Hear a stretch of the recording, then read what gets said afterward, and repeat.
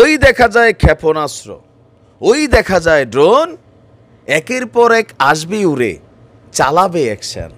ভাবিয়ে অনেক খুশি আজকে, আমিও খুশি, কারণ ভাবি খুশিতে একটা কবিতা বানাইছে। কবিতাটা কেন বানাইছে আপনারা সকলেই অবগত আছেন যে মার্কিন যুক্তরাষ্ট্র অনেকটা জোরপূর্বকই আমাদের ফিলিস্তিনের সেই গাজা উপত্যকায় একটা বন্দর নির্মাণ করতেছে, বলা হচ্ছে যে এটা দিয়া ত্রাণ ঢুকবে। আর আপনারা জানেন ইতিমধ্যে এটার জন্য তারা একটা যুদ্ধ জাহাজ পাঠাইছে, 1000 সেনাবাহিনীর সদস্য পাঠাইছে ওই জাহাজে কইরা, যে এখান দিয়ে আইসা সারা পৃথিবী থেকে ত্রাণ দিয়ে আমাদের বীরদেরকে ভাসাইয়ে দিবে, অভুক্ত থাকবে না। ওয়াও, কি মহৎ কাজ! কিন্তু পেছনে কি এটা? জীবনেও না।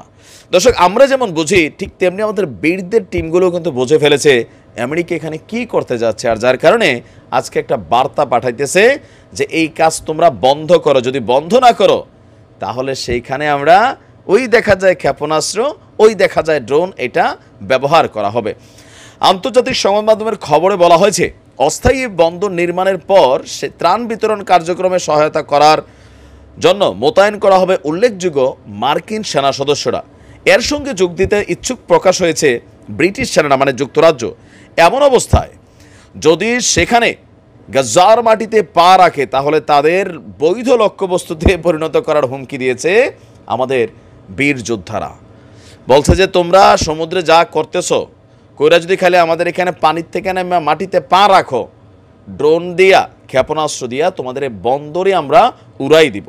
এমন হুমকির মুখে মার্কিন সেনাদের উপর বীরদের হামলার মানে প্রস্তুতি অনেকটাই সম্ভবত নিয়ে ফেলছে। আবার আমেরিকা বলছে যে না, আমরা এগুলাকে প্রটেস্ট করতে পারবো। তো তোরা প্রটেস্ট করতে যে এখানে যুদ্ধ করবি, দেখছেন আসল রূপ? তোমরা কে বলছে আমরা এটা প্রটেস্ট করে কাজটা করতে পারবো? তো এরা প্রটেস্ট করবে মানে কি? এরা নিজেরাই এখন যাইয়া সেখানে হয়তো অভিযান চালানো শুরু করবে। আমি কিন্তু আগেই বলছিলাম যে যুদ্ধ জাহাজে কেন ভাই এই ডিব্বা ডাব্বা বা বন্দর নির্মাণের যে ইকুইপমেন্ট, এটা তো মালবাহী জাহাজে পাঠাই দিয়ে পারতা, ইঞ্জিনিয়ারিং টিম পাঠাই দিয়ে পারতা যারা নদীতে কাজ করে, সমুদ্রে কাজ করে। সেনাবাহিনী কেন পাঠাইছো? আবার যুক্তরাজ্য সেনাবাহিনী পাঠাচ্ছে। আমেরিকার প্রতিরক্ষা মন্ত্রী লয়েড অস্টিন বলছেন বীররা উপত্যকায় মার্কিন সেনাদের উপর হামলার পরিকল্পনা করছে। তবে এই হামলাকে আপনার অনেকটা অস্বীকৃতিও জানাচ্ছে যে না, এটা নিয়ে আমরা তেমন কোনো কনসার্ন না।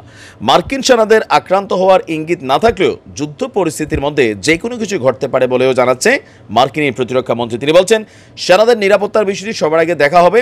এ সময় বন্দরে নিয়োজিত সেনাদের নিরাপত্তার জন্য যুক্তরাষ্ট্র এবং মিত্ররা একসঙ্গে কাজ করে যাবে বলে জানিয়েছে। আচ্ছা, জোর করে আমার বাড়ির গাড়াতার না আপনি একটা জিনিস বানাইবেন, আবার কইতেছেন আমার লাগা বানাইতেছেন, কিন্তু আমি এটা চাই না। তারপরে কইতেছেন যে না, তোমরা যদি এনে বাধা দাও আমরা গ্রামবাসী মিললে এটারে প্রটেস্ট করবো।